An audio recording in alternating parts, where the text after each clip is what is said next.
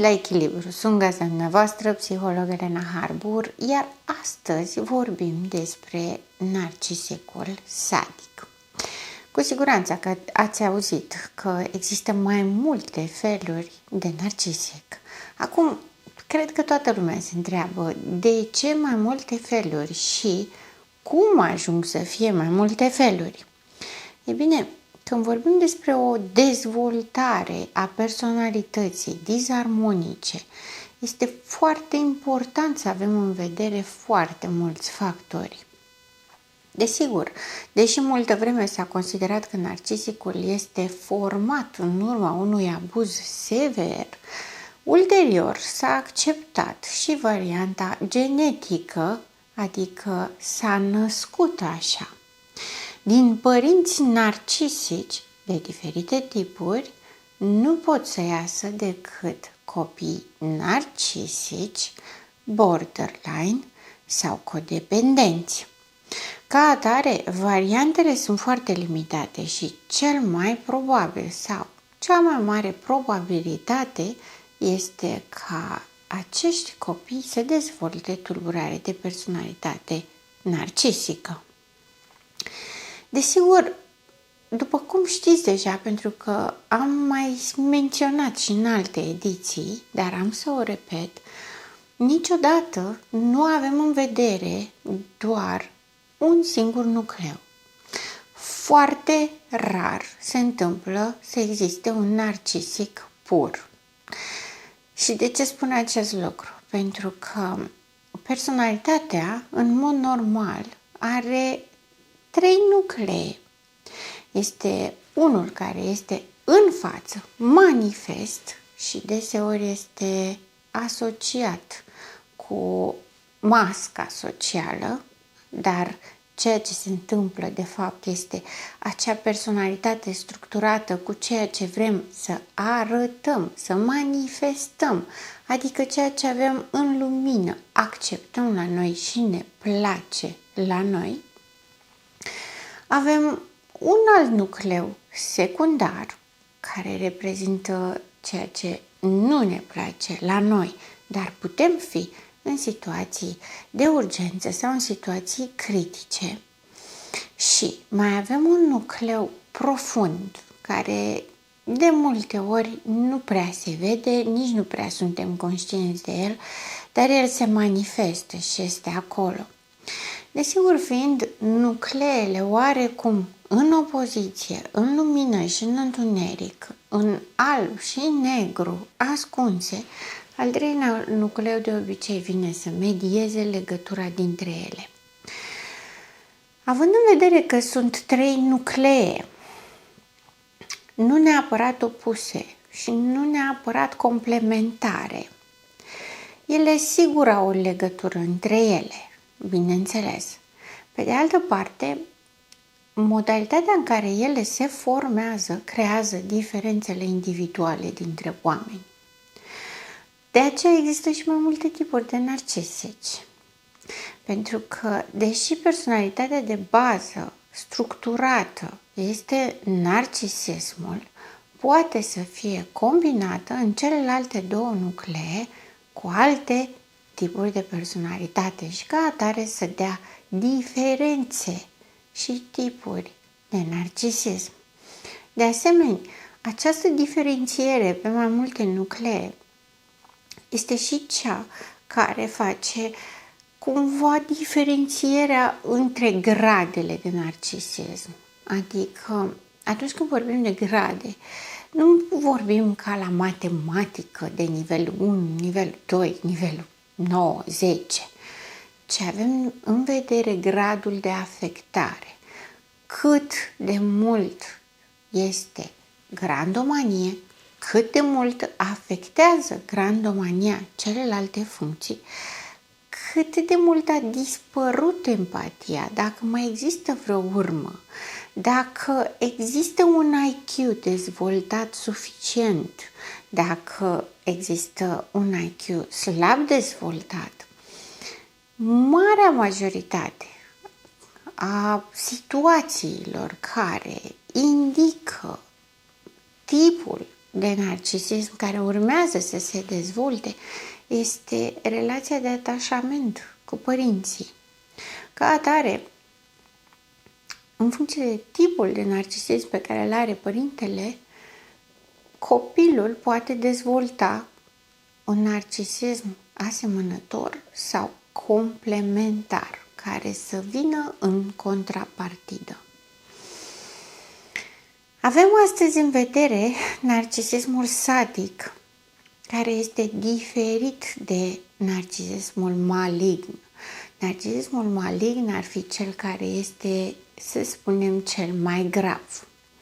În narcisismul sadic avem o combinație de narcisism, psihopatie și sadism. Este de asemenea diferit de personalitatea sadică. În general, sadismul pur se găsește foarte rar. Cu siguranță că ați mai auzit termenul de sadism, mai ales în combinație cu masochismul. Ceea ce este extrem de important să cunoaștem este că sadismul presupune căutarea plăcerii din suferința celorlalți. Vă sună foarte cunoscut, nu? Suntem înconjurați de mulți oameni, foarte mulți oameni, chiar îngrijorător de mulți, pe care i-am observat de-a lungul anilor în situații diferite, cu persoane diferite, de la cele mai apropiate până la cele mai îndepărtate, care au o plăcere morbidă, aș putea spune, din a-i deranja și a-i face să sufere pe ceilalți. Ei bine, da, acesta este sadismul. S-a numit narcisism sadic pentru că narcisismul oricum are în el această plăcere de a-i face pe ceilalți să sufere, să-i umilească, să-i chinuie. Pe de altă parte, nu acesta este scopul narcisicului. Scopul narcisicului este să-și valideze grandoarea, este să fie superior, să fie dominant, în timp ce scopul sadicului este doar plăcerea pe care o obține din a-i tortura pe ceilalți. Când avem de-a face cu un narcisic tipic, pentru că nu pot să-i spun normal, că nu este nimic normal la un narcisic, când avem de-a face cu un narcisic tipic, avem abuzul și suferința produsă celorlalți pentru că doar el trebuie să existe. Adică, atâta timp cât altcineva nu are loc și altcineva îl sâcâie și îl deranjează, trebuie înlăturat cu orice preț. Nu contează dacă acel om suferă sau nu, pentru că, neavând empatie, pur și simplu nu îi pasă. Însă plăcerea lui vine din unicitate, superioritate, dominanță. Plăcerea narcisicului vine din a-și manifesta superioritatea și din faptul că ceilalți îi validează această superioritate. Când vorbim de sadism, vorbim de plăcerea de a chinui pe altcineva. Ca atare, sadicul este acela care nu neapărat este narcisic, dar îi face plăcere și acționează în mod special, constant, consecvent și compulsiv ca un drogat pentru acea senzație extatică de plăcere când vede pe altcineva schimonosit de durere, schimonosit de nervi, de furie, de destabilizare. Acela este momentul care îi aduce o satisfacție mult mai mare decât orice altceva. Această satisfacție funcționează ca un drog. Îi oferă o plăcere maximă, extrem de intensă, dar care trece foarte repede. Pentru că sadicul nu prea este rupt de realitate. Sadicul știe exact ce face. Sadicul știe că o să rănească. Asta își dorește. Ca atare, în momentul în care și-a obținut această stare extatică, îi și trece, nu reușește să o păstreze, să o mențină și trebuie să o facă din nou. Această combinație între narcisic, sadic și psihopat este extrem de periculoasă. Pentru că, așa cum vorbeam și în alte ediții anterioare, sadicul cu psihopatul și cu narcisicul au în comun această lipsă de empatie. Doar că scopurile sunt diferite. Punând împreună narcisicul și psihopatul, avem o lipsă de empatie cu scop, cu un comportament calculat și rece, rareori impulsiv, dar atunci când este impulsiv, devine foarte agresiv. Sadicul, pe de altă parte, poate să fie sadic la nivel psihologic și emoțional, sexual și agresiv. Ca atare, nu avem neapărat un sadic atunci când avem agresivitate fizică. Sigur, există agresivitatea fizică și ca impulsivitate, însă nu este absolut necesar să existe agresivitate fizică pentru a avea un sadic. Punem un sadic împreună cu un narcisic și un psihopat și obținem narcisicul sadic. Dar cum se manifestă? Ei bine, are toată grandomania narcisismului și a psihopatului. El este singurul care există. Toți ceilalți sunt doar obiecte de folosit, neimportanți, dar suficient de importanți ca să-i valideze puterea, superioritatea și dominarea. Avem un sadic căruia îi place să vadă oameni schimonosiți de durere. Atacurile lor sunt crude, dure, rapide și gratuite, pentru că narcisicul sadic atacă pe toată lumea. Sunt acei oameni care nu sunt niciodată mulțumiți, dar foarte acizi în comentarii și în remarci. Sunt acei oameni care întotdeauna strică bucuria oamenilor. Orice ai face, orice ai spune, zice ceva ca să-ți strice tot entuziasmul sau toată starea de bine. Nu sunt acei oameni cum este covert narcisicul, adică narcisicul ascuns, pasiv, care ei bombăne mai mult. Spun lucruri ca să fie auzite și să doară, dar nu ca să destabilizeze, ci pur și simplu o fac repetitiv, dar își dau seama când întreg măsura și se opresc la timp.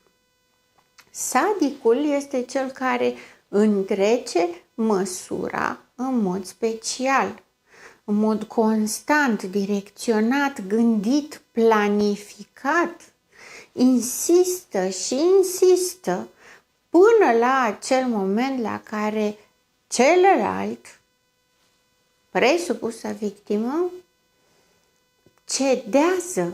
cedează psihic, cedează nervos, are reacții de criză, se chinuie, este torturat, este atât de aberant încât îl revoltă și se agită, se dezechilibrează psihic și emoțional. Sadicul narcisic nu se mulțumește cu atât, pentru că în momentul în care omul, orice om, acest celălalt care suportă tortura sa, sau căruia îi se aplică, mai bine zis, este complet dezechilibrat. Multe dintre victimele narcisicului, partenerii, îmi vine să spun partenerii romantici pentru că asta ar fi titulatura, dar nefiind niciun romantism la mijloc, sunt partenerii de cuplu, partenerii de alături, cel mai bine spus. Acești oameni, fie bărbați, fie femei, de obicei învață strategia liniștii. Când văd că sunt întărâtați, ațățați, împunși și provocați, nu răspund. Nu răspund deloc, evită sau încearcă să compenseze. Nu aduc contraargumente că este periculos, nu prea poți să te pui cu furia unui narcisic, mai ales și sadic. Ca atare, ceea ce fac ei este să evite mult, foarte mult. Dar în timp ce evită, narcisicul sadic continuă și nu-i lasă și insistă din nou și din nou și din nou, până obține acest catarsis, această renunțare, clacare, în care omul efectiv nu mai are nicio posibilitate de a se apăra sau de a opri această tortură.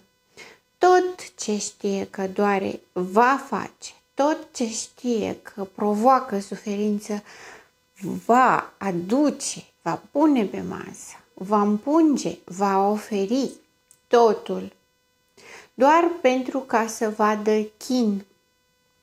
Chin, suferință, dezastru, renunțare. Este un căutător de plăcere, dar de ce îi place această destabilizare a victimei? Pentru că narcisicul sadic, spre deosebire de narcisicul tipic, este cel care are nevoie de validare. În timp ce narcisicul tipic își caută această sursă de hrana narcisicului care presupune adularea și validarea, la narcisicul sadic, validarea trebuie să vină constant prin această anihilare a victimei. Există anihilarea victimei și la narcisicul tipic, dar doar dacă este provocată grandomania sa. În narcisicul sadic nu mai este nevoie să provoace nimic. Pur și simplu, existența în sine a celuilalt, a victimei narcisicului sadic, este ca să procure această plăcere. Tocmai de aceea spuneam mai devreme că este gratuită. Este o tortură care pentru un om normal nu are niciun sens. Nu apare în momente anume, nu apare atunci când a făcut ceva greșit, ci apare tot timpul și nu se oprește până la momentul critic, când s-a pierdut controlul. Narcisicul sadic face acest lucru ca să verifice, să-și verifice supremația, să-și verifice dominanța, să-și verifice și să-și reverifice că este superior, în timp ce toți ceilalți au vulnerabilități care pot fi folosite împotriva lor, el nu are sau el le cunoaște. În timp ce toți ceilalți clachează, ajung la limită, se satură, nu mai pot, el atunci înflorește. Când toți ceilalți tot pot fi răniți pentru că au emoții, au sentimente, au așteptări, dorințe, el este cel care nu simte, cel care nu suferă, cel care nu poate fi rănit. Această dominanță, bineînțeles, se aplică în mod special persoanelor apropiate, partenerului sau partenerei de cuplu, copiilor, rudelor apropiate, prietenilor, dacă există, pentru că atâta timp cât nu avem empatie, slabe șanse să existe prieteni mai mult decât prieteni asemănători cu interese comune. Iar narcisicul sadic cunoaște acest lucru. Pentru că narcisicului sadic nu-i place să socializeze, nu-i place să fie printre oameni, urăște oamenii. Iubește singurătatea, să nu-l deranjeze nimeni. Însă are nevoie de această hrană și ca atare este activ, este dinamic, este prezent, într-un mod acid și critic. Cu siguranță că ați văzut în presă de multe ori acei jurnaliști de succes care orice știre ar exista, orice noutate ar apărea, ei au ceva de spus urât, rău. Acum mulți ani, când presa era părtinitoare și supusă conducerii și nu se auzeau decât lucruri bune în presă, iar știrile reale, cele dureroase, cu impact, erau foarte atent ținute sub control, acești oameni nu aveau loc. Însă, odată cu schimbarea paradigmei și cu apariția libertății cuvântului, între ghilimele spus, s-a produs un exces, iar acești narcisici sadici și-au regăsit un loc extraordinar în zona de presă. Pentru că presa reprezintă informație, informația reprezintă putere. Iar ca atare, ce poate fi mai validant și mai extraordinar decât să fii răutăcios la televizor, sadic, să acuzi și să critici oameni care au statut, oameni care ar trebui să fie importanți.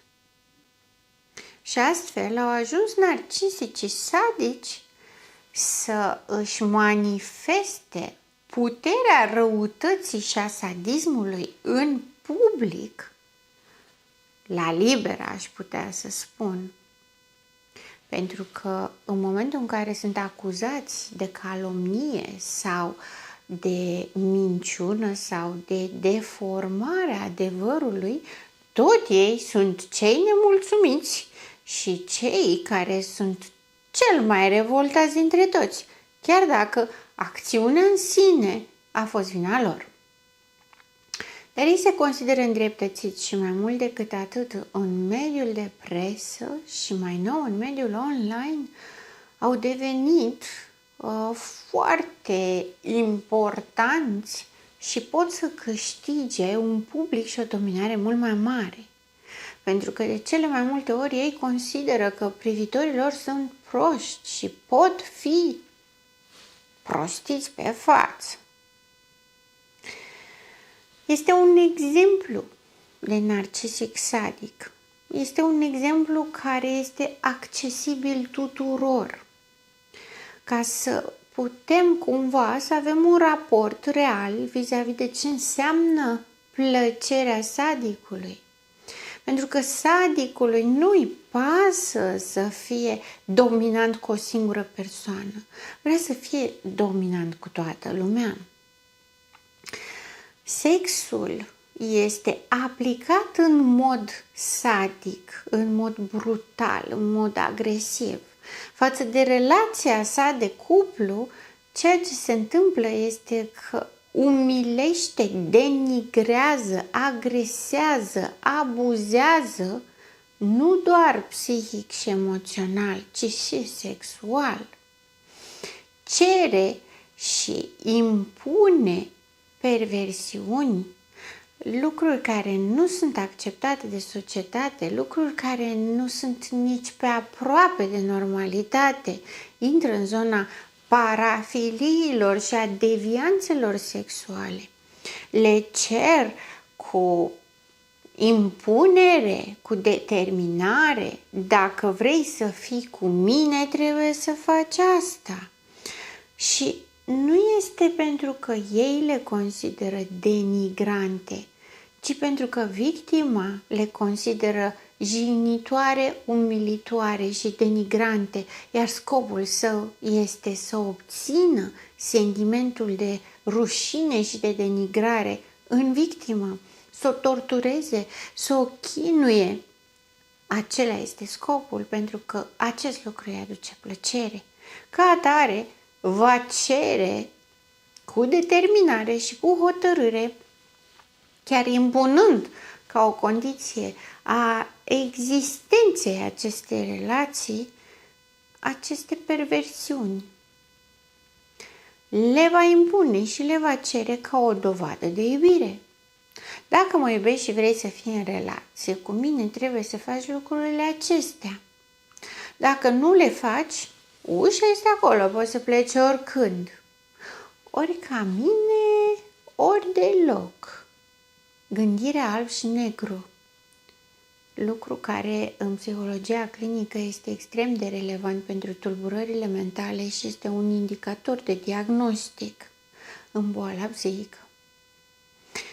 De asemenea, toată sexualitatea narcisicului sadic implică această dominanță.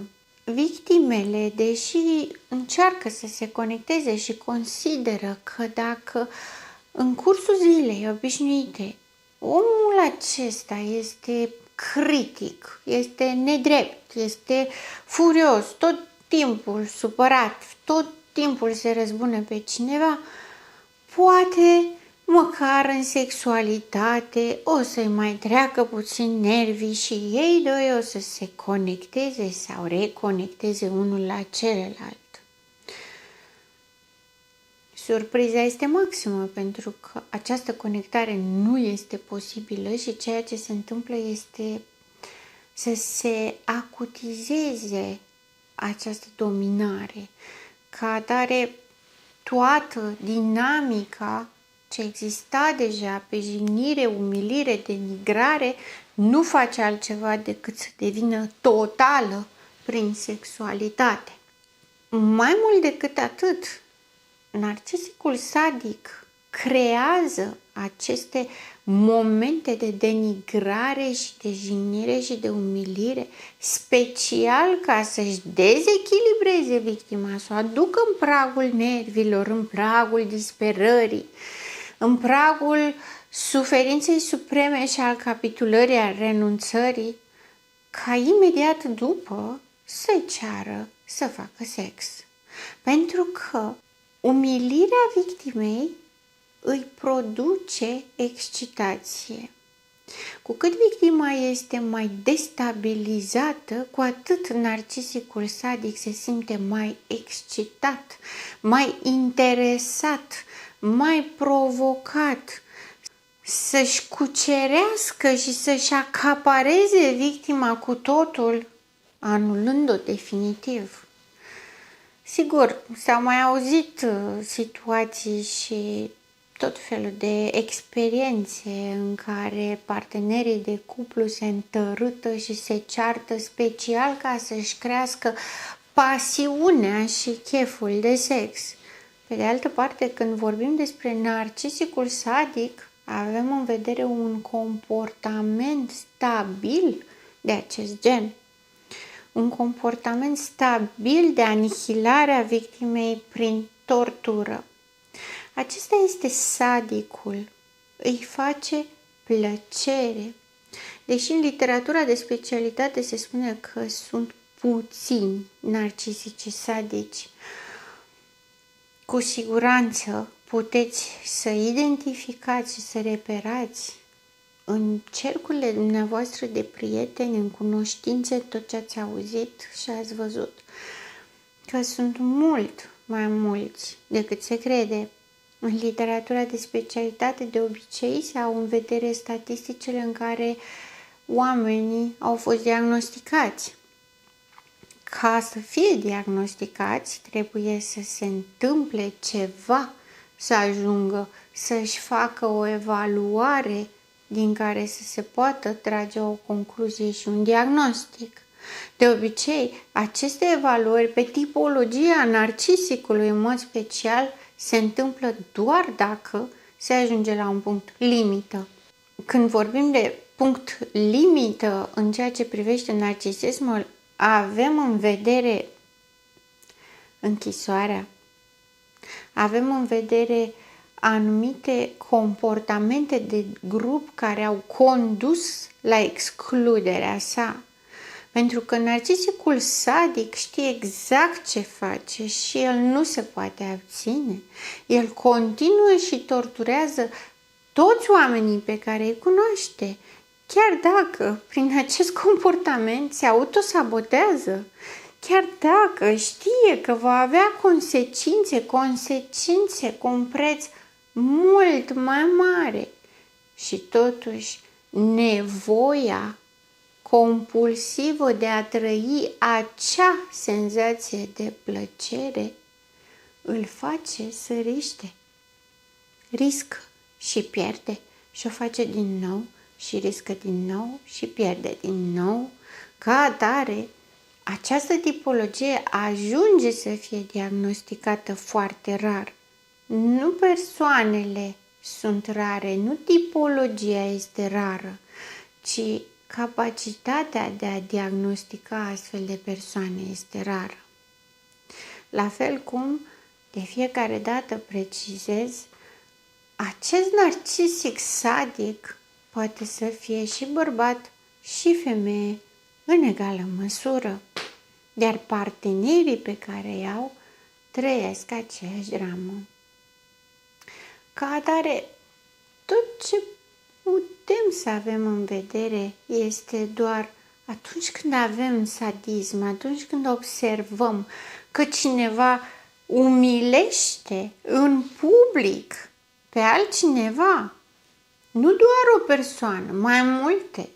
Când acea persoană care umilește își lipește pe față un zâmbet, când se vede că nu-și poate ascunde acea plăcere de a umili în public, știm sigur că avem de-a face cu un narcisic sadic și știm sigur că totul este doar o șaradă dintr-o plăcere malefică, lipsită de empatie, de sens și de cele mai multe ori și de gândire. Pentru că astfel de persoane, deși poate uneori au un IQ ridicat, deși poate de multe ori au un statut destul de cunoscut sau de important, acest comportament sadic nu și-l pot ascunde. Iar lucrul acesta se vede. Acești oameni, aceste personalități, tipologii de personalități, nu-și găsesc locul în societate, chiar dacă mimează adaptarea. Sunt gazda dumneavoastră, psiholog Elena Harbur, și până data viitoare, rămâneți în echilibru.